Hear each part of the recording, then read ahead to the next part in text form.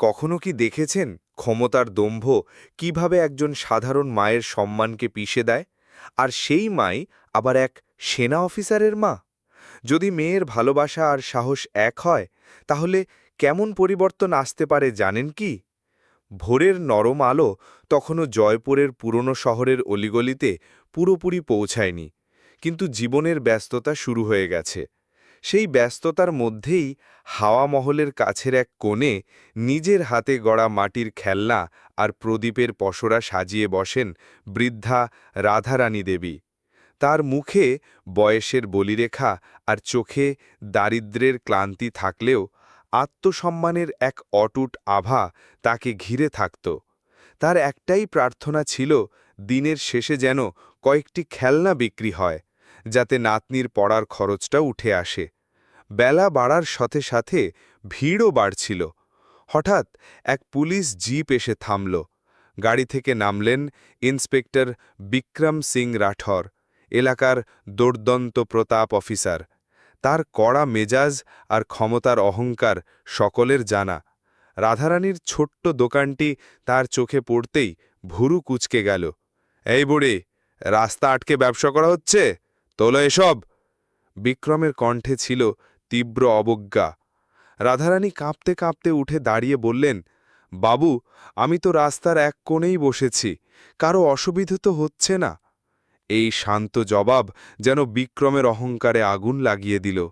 তিনি এগিয়ে এসে এক লাথিতে খেলনার ঝুড়িটা উল্টে দিলেন। মুহূর্তের মধ্যে রাধারানীর সারাদিনের পরিশ্রম, তার যত্ন করে বানানো মাটির পুতুল, ঘোড়া আর প্রদীপগুলো ভেঙে ধুলোয় মিশে গেল। বিক্রম তাচ্ছিল্যের হাসি হেসে বললেন, এটাই হলো আইন না মানার শাস্তি। এবার যাও, অন্য কোথাও গিয়ে ভিক্ষে করো। রাস্তার কোণে দাঁড়িয়ে থাকা কলেজ ছাত্র রোহিত এই পুরো ঘটনাটি নিজের মোবাইলে রেকর্ড করে নিল। তার রক্ত রাগে টকবক করে ফুটছিল।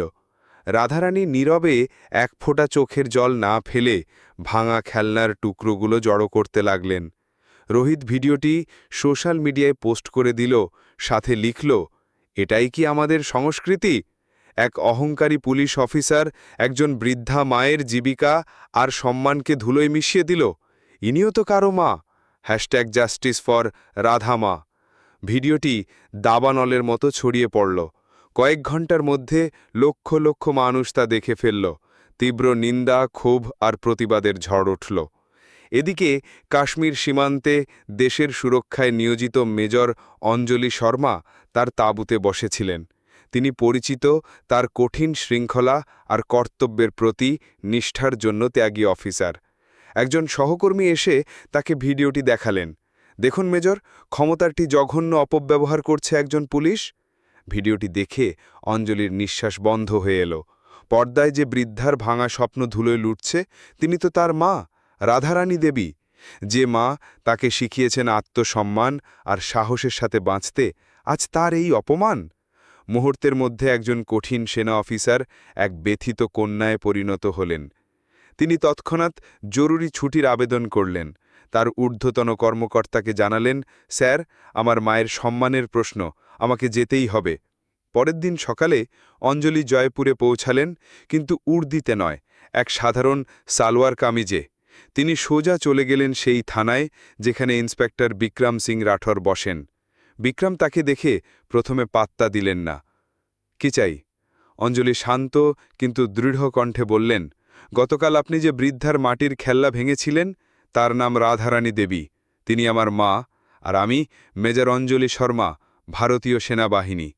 কথাটা শোনার সাথে সাথে ইন্সপেক্টর বিক্রমের মুখ ফ্যাকাশে হয়ে গেল। সোশ্যাল মিডিয়ায় ভাইরাল হওয়া ভিডিও আর এখন একজন সেনা মেজরের উপস্থিতি, তার ক্ষমতার অহংকার চূর্ণ বিচূর্ণ হয়ে গেল। অঞ্জলি বললেন, আমার মায়ের যে অপমান আপনি জনসমক্ষে করেছেন, তার ক্ষমাও আপনাকে জনসমক্ষেই চাইতে হবে। শুধু তদন্ত করে কোনো লাভ হবে না। সেই রাতে ইন্সপেক্টর বিক্রমের চোখে ঘুম এলো না। তার মনে পড়ছিল অঞ্জলির মায়ের সেই শান্ত, আত্মসম্মানী মুখ। তার মনে হলো এই উর্দিটা তাকে মানুষের সেবা করার জন্য দেওয়া হয়েছে, তাদের অপমান করার জন্যে নয়। সে দুটো চিঠি লিখল, একটি রাধারানী দেবীর জন্যে আর অন্যটি জনসমক্ষে পড়ার জন্যে। পরের দিন সকালে সেই একই জায়গায় বিশাল ভিড় জমেছে। ইন্সপেক্টর বিক্রম সেখানে এসে দাঁড়ালেন। অঞ্জলি তার মা রাধারানীকে নিয়ে সেখানে এলেন। সকলের সামনে বিক্রম হাঁটু গেড়ে বসে রাধারানীর হাতে তার ক্ষমা প্রার্থনার চিঠিটি তুলে দিয়ে বললেন, মা, আমি লজ্জিত। ক্ষমতার অহংকার আমাকে অন্ধ করে দিয়েছিল। আমাকে ক্ষমা করে দিন। রাধারানীর চোখ দিয়ে জল গড়িয়ে পড়ল। তিনি বিক্রমের মাথায় হাত রেখে বললেন, ওঠো বেটা, ভুল তো মানুষেরই হয়। অঞ্জলির চোখেও তখন জল।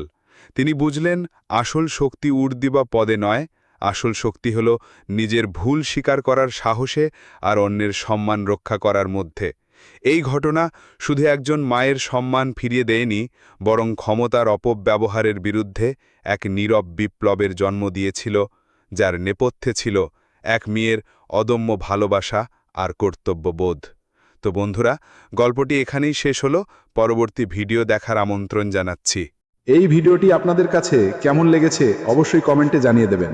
আর ভিডিওটি যদি আপনাদের কাছে একটু ভালো লেগে থাকে, প্লিজ চ্যানেলটি সাবস্ক্রাইব করে বেল আইকনটি অন করে দিন এবং লাইক কমেন্ট শেয়ার করে আপনার বন্ধুদের মাঝে ছড়িয়ে দিন। ভালো থাকবেন, সুস্থ থাকবেন এবং আমাদের বাংলা গল্পের আসর 2025 এই চ্যানেলের সাথে থাকবেন। এতক্ষণ আমাদের ভিডিওটি দেখার জন্য ধন্যবাদ।